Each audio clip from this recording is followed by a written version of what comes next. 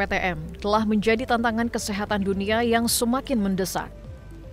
Penyakit tidak menular seperti jantung, diabetes, kanker, stroke, dan gangguan pernapasan kronis telah menimbulkan angka kematian yang tinggi dan berkembang perlahan menjangkiti individu di seluruh dunia. Badan Kesehatan Dunia WHO mencatat, sekitar 74% kematian di dunia terjadi akibat penyakit tidak menular. Hal tersebut ekuivalen dengan 41 juta orang di dunia meninggal setiap tahunnya akibat penyakit degeneratif tersebut. Di Indonesia, hal ini pun menjadi perhatian serius lantaran kini telah menyasar usia produktif.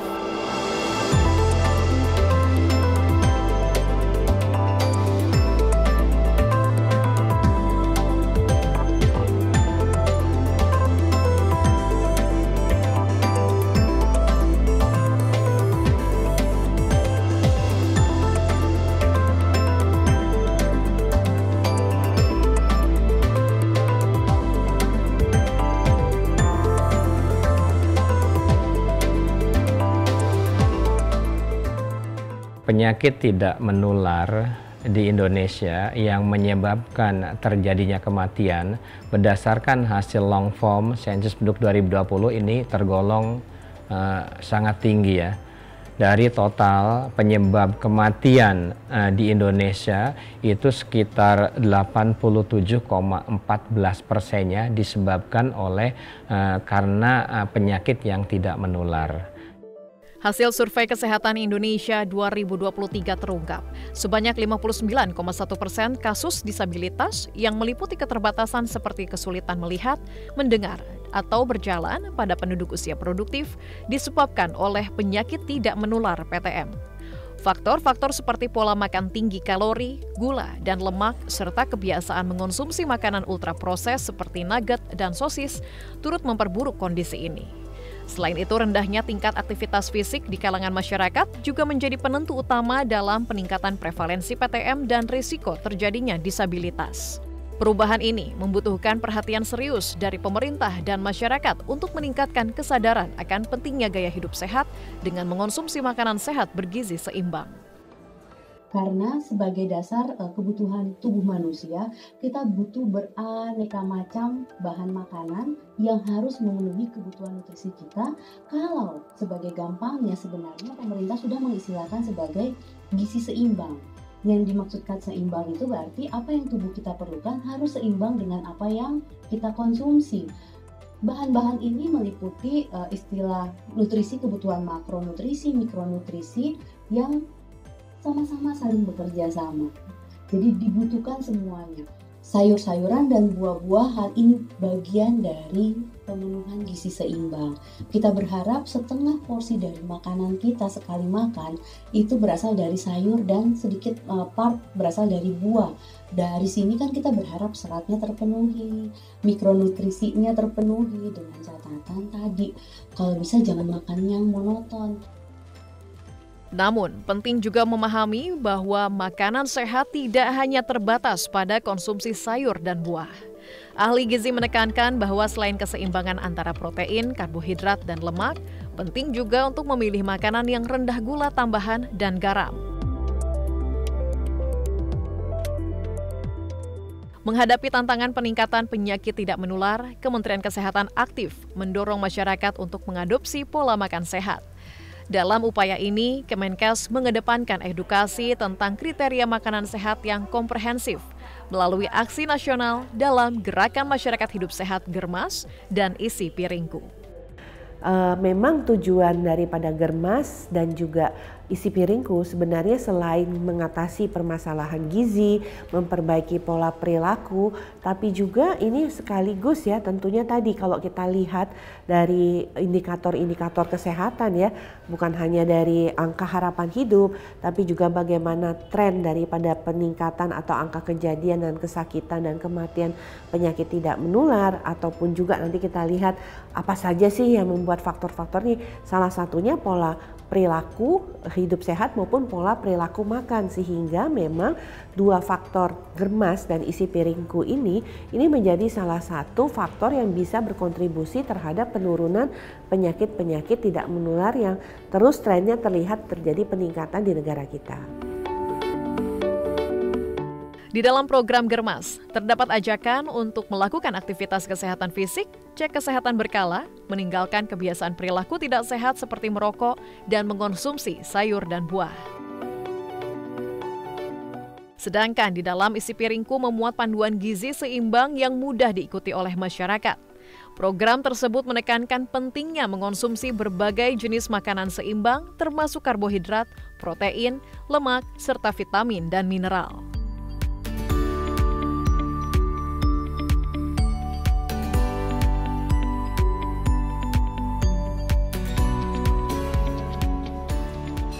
Di tengah kesadaran akan pentingnya menjaga keseimbangan pola makan yang sehat dengan variasi menu, masyarakat Jakarta semakin aktif mengadopsi gaya hidup sehat.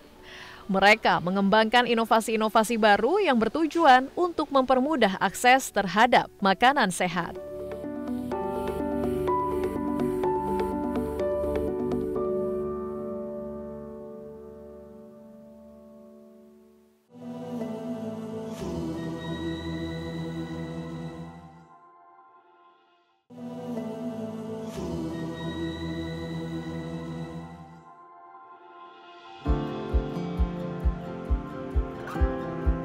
Di tengah hiruk-pikuk kota yang dinamis, menjaga kesehatan seringkali menjadi tantangan.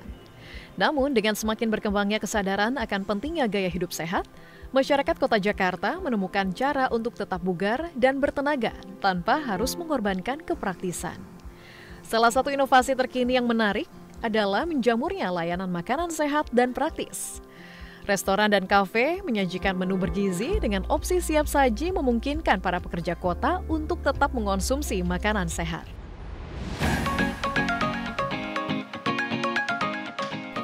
Ya, restoran sehat saat ini tengah menjadi tren di kota metropolitan. Restoran-restoran sehat bahkan tidak hanya menawarkan makanan sehat, tetapi juga mengusung misi kelestarian lingkungan.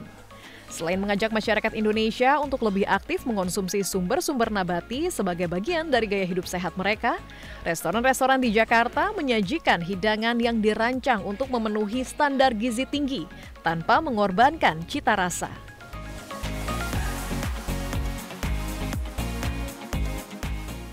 Jadi di tim R&D kita itu ada ahli gizi, ada chef atau culinary, sama ada food scientist.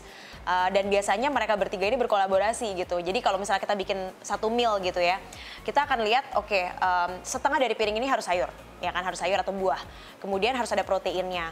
Nah, kebetulan karena kita pakainya protein nabati semua, jadi nggak hanya memberikan protein, tapi seratnya juga ditambah lagi nih. Jadi misi kita tuh bukan pingin mengajak orang menjadi vegetarian atau vegan, tapi kita punya misi untuk mengajak lebih banyak lagi orang lebih banyak mengkonsumsi sumber nabati demi kesehatan mereka. Karena kalau misalnya secara statistik ya, Indonesia itu tuh kita kekurangan seratnya darurat menurut saya. Hanya 3,3% orang Indonesia yang cukup makan serat. Jadi serat itu harusnya kita makan 25 gram sampai 40 gram sehari. Orang Indonesia rata-rata makan hanya 10,5 gram. Jadi kita darurat kekurangan serat. Nah, misi kita dengan mengolah aneka sumber nabati menjadi makanan yang familiar, kayak dendeng balado, rendang, siapa yang nggak suka gitu kan. Di tengah kesadaran akan pentingnya pola makan sehat, restoran-restoran sehat semakin menjadi pilihan utama bagi banyak orang. Menjadi pelanggan di salah satu restoran sehat tidak hanya tentang mencari makanan yang lezat, tetapi juga tentang menjaga keseimbangan dalam pola makan sehari-hari. Anyway, sebenarnya aku nggak fokus diriku untuk menjadi vegan sebenarnya, tapi aku pengen yang bener-bener semua tuh healthy food tuh dapat seratnya, ada karbonya, ada sedikit daging atau apa gitu. Jadi memang kebenaran karena ini dia vegan dan emang rasanya enak, aku tuh ambil. Dan ini tuh baru kayak belakangan ini sih, mungkin 2 minggu terakhir ini, dan emang aku udah lihat hasilnya juga sih di badan aku. Saya sih nggak khusus vegan, jadi emang pengen nyoba makanan lebih sehat ya, karena mungkin udah berumur jadi harus mulai jaga-jaga makanan yang dikonsumsi gitu. Jadi nggak pure vegan sih, tapi lebih udah mulai kontrol makanan yang diasup. Dengan kesibukan yang tinggi dan jadwal yang padat, sebagian penduduk Jakarta mengandalkan layanan catering untuk memastikan mereka tetap mengonsumsi makanan sehat tanpa perlu membuang waktu di dapur. Berbagai penyedia catering telah muncul dengan menawarkan menu yang mengutamakan bahan-bahan segar dan organik, serta memperhatikan kebutuhan gizi dan diet khusus. Kita udah membantu lebih dari 100.000 pelanggan, di mana tidak hanya mereka yang obesitas ataupun butuh gaya hidup lebih sehat, tapi juga berbagai macam penyakit seperti diabetes, kolesterol. Kami juga ada bekerja sama dengan beberapa rumah sakit. Sebelum customer itu berlangganan, kita selalu ada konsultasi dengan ahli gizi, di mana di situ kita tanyakan penyakitnya apa, punya kebutuhan khusus apa, alerginya apa. Itu semua makanannya kita custom untuk mereka. Layanan pengiriman catering kini menjadi bagian penting dari gaya hidup modern, menawarkan solusi praktis untuk menjaga pola makan seimbang di tengah kesibukan. Cocoknya dengan saya adalah dia itu praktis. Cocok buat saya yang working mom, nggak sempat buat diri saya sendiri, menyediakan buat untuk saya sendiri. Jadi praktis ya udah sedia ada gitu kan. Fleksibel juga. Fleksibel dari hal ada konsultasi gratisnya. Pengiriman catering ini bisa se-fleksibel itu mengikuti saya ada di mana. Enggak, saya itu biasanya cuma tinggal confirm ke customer service. Kalau ada perubahan jadwal buat esok atau lusa, gitu sih. Karena murah ya, maksudnya cukup di kantong gitu. Terus juga fleksibel sih ininya, makanannya bisa di custom gitu sesuai dengan kebutuhan.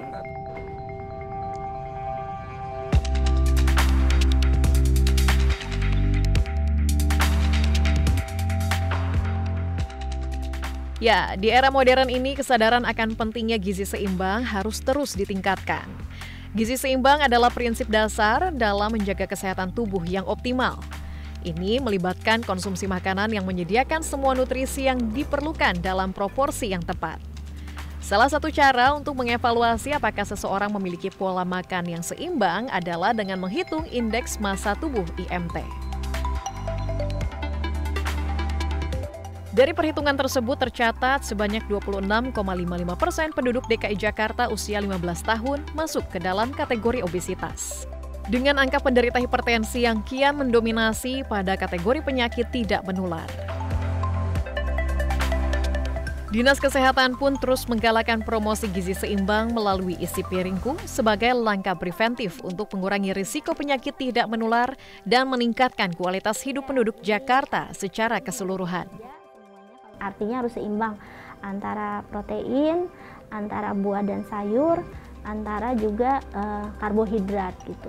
Nah, ini yang kita gaungkan di masyarakat, yang tagline-nya adalah Isi Piringku. Kita mulai dari anak-anak kecil, karena anak-anak kecil kan yang akan membawa kebiasaannya itu nanti sampai dewasa. Jadi mulai dari anak-anak, dari usia PAUD, kita ajarkan yuk kalau makan tuh isi piringnya tuh harus semuanya harus ada gitu, dan porsi-porsinya harus seimbang gitu. Kita juga sekarang lagi ada gerakan juga untuk mengajak masyarakat yuk jalan kaki beraktivitas fisik gitu. 7.500 langkah.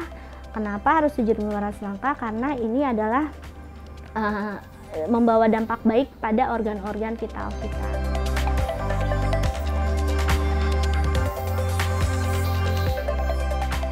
Bila di Jakarta edukasi dan aksesibilitas makanan sehat menjadi upaya mendorong pola makan sehat bagi penduduknya, maka di Sumatera Barat menawarkan alternatif makanan tradisional yang sehat dan lezat sebagai pilihan untuk meningkatkan kesehatan masyarakat.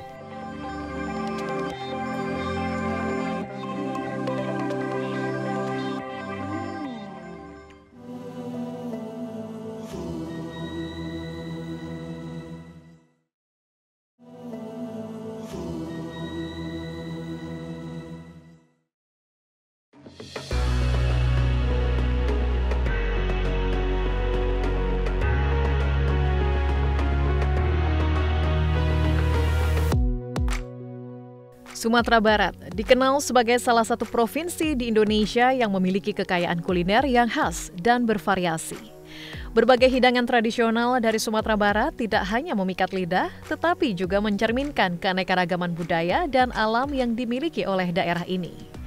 Salah satu pengalaman budaya yang menonjol dalam kuliner Sumatera Barat adalah penyajian lauk pauk yang tidak pelit bumbu dan kekayaan santan dalam hidangannya. Budaya ini mencerminkan nilai-nilai keberlimpahan, keramahan, dan kehangatan dalam masyarakat Minangkabau yang secara tradisional menyajikan hidangan dengan sukarela dan dermawan. Meskipun santan mengandung lemak jenuh yang berpotensi meningkatkan risiko penyakit jantung dan obesitas jika dikonsumsi berlebihan, penggunaannya dalam masakan Minangkabau umumnya seimbang dan dalam jumlah yang moderat. Karena hidangan-hidangan tradisional mereka sering disajikan dengan berbagai sayuran hijau yang kaya serat dan vitamin sehingga menyeimbangkan nilai gizi santan tersebut.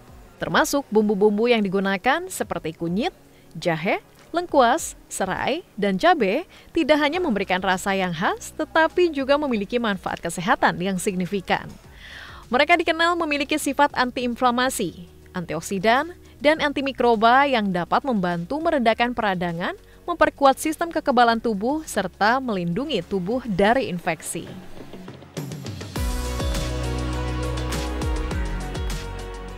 Kajiannya tentang santan ini, kaitan dengan penyakit kardiovaskuler, nah itu kajiannya.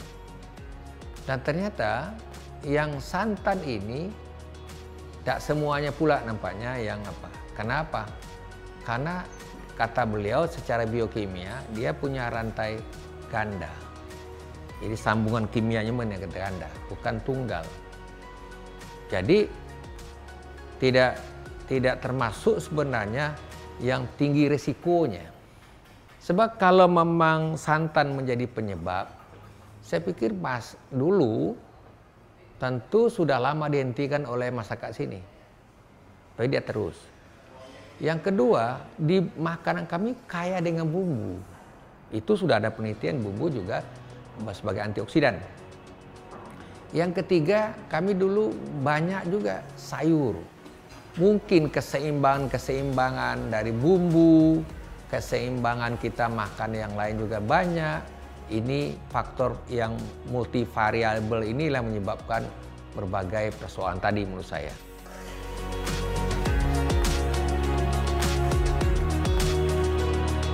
Melestarikan kekayaan kuliner tradisional khas Minang yang syarat dengan penggunaan rempah-rempah dan teknik memasak yang turun-temurun. Nyatanya bukan sekedar tentang melestarikan warisan budaya, tetapi juga mengamalkan nilai-nilai kesehatan dan keberlanjutan di komunitas Minangkabau. Hidangan kami sajikan di sini adalah makanan yang sehat dan enak untuk dikonsumsi gitu loh. Apalagi mencampurkan rempah-rempah di dalamnya sehingga rasa otentiknya tetap terjaga gitu loh. Tinggal bagaimana cara kita mengolahnya, bahan bakunya, kebersihannya tetap menjadi yang utama bagi kami gitu loh.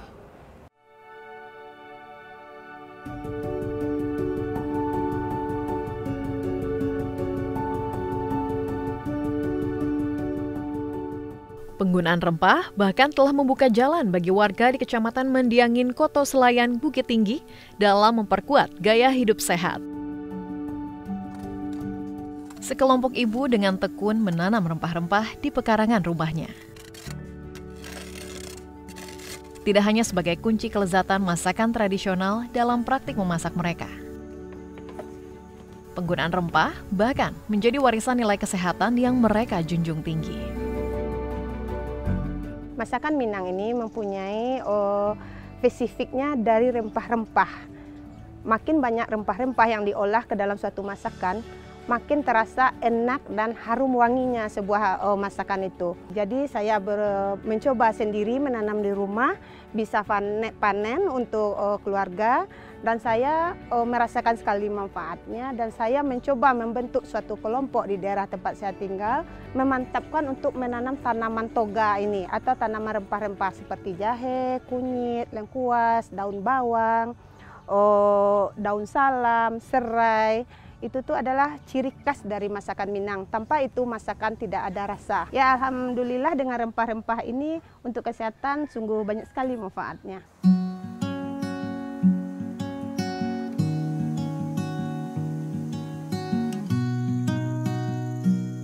Selain rempah-rempah, warisan kuliner khas Sumatera Barat seperti dadi juga menjadi cerminan nilai-nilai kearifan lokal dan bentuk kepedulian terhadap kesehatan. Produk olahan susu kerbau tersebut telah menjadi bagian dari tradisi sehari-hari masyarakat yang tidak hanya sebagai hidangan lezat, tetapi juga sebagai penawar alami untuk mengendalikan kolesterol. Terbuat dari susu sapi yang difermentasi secara tradisional, dadih mengandung probiotik alami yang terbukti meningkatkan kesehatan pencernaan serta membantu menurunkan kadar kolesterol jahat LDL dalam tubuh. Kualitas dadih ditentukan dari jenis pakan yang diberikan kepada kerbau yang secara langsung mempengaruhi mutu susu yang dihasilkan. Biasanya kan itu pemeliharaan sama kasih pakan ya kan, harus teratur. Kalau enggak kan nanti susunya tuh kalau rumputnya enggak kering kan bisa kadar asamnya tinggi, kadar airnya tinggi, rasa susunya asam jadinya.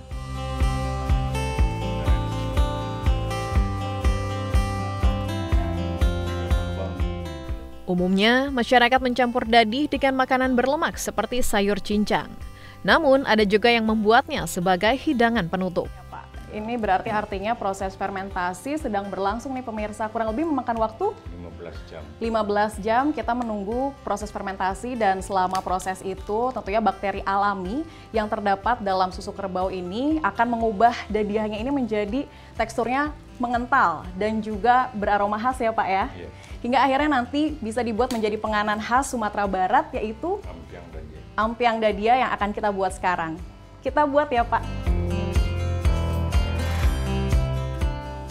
Jadi ampiang ini terbuat dari beras ketan yang kemudian ditumbuk, dihaluskan, lalu dipeperkan begitu ya Pak, dikeringkan, kemudian ditumbuk kembali hingga menyerupai seperti kepingan beras. Bismillahirrahmanirrahim. Rempah-rempah dan dadih, dua unsur khas dari kuliner tradisional Sumatera Barat tersebut, telah menjadi pendorong penting dalam meningkatkan angka harapan hidup.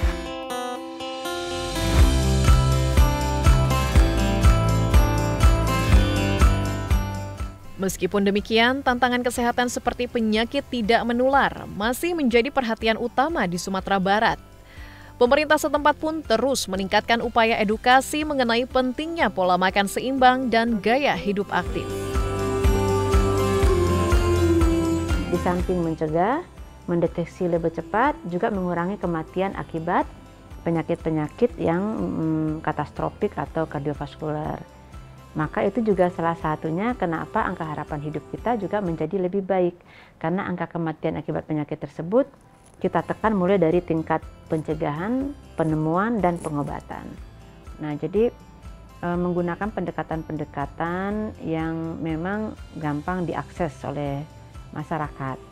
Nah, kemudian kita juga masih banyak ini yang turun-turun ke lapangan, bikin acara-acara di setiap daerah terkait dengan gebiar-gebiar untuk gerakan masyarakat hidup sehat, ketemu di lapangan, bikin senam bersama, kemudian juga menggalakkan untuk rapat-rapat itu jangan yang manis-manis gitu ya, pakai buah. Nah sekarang kan rapat kalau udah sore banyak kan udah pakai buah-buahan gitu.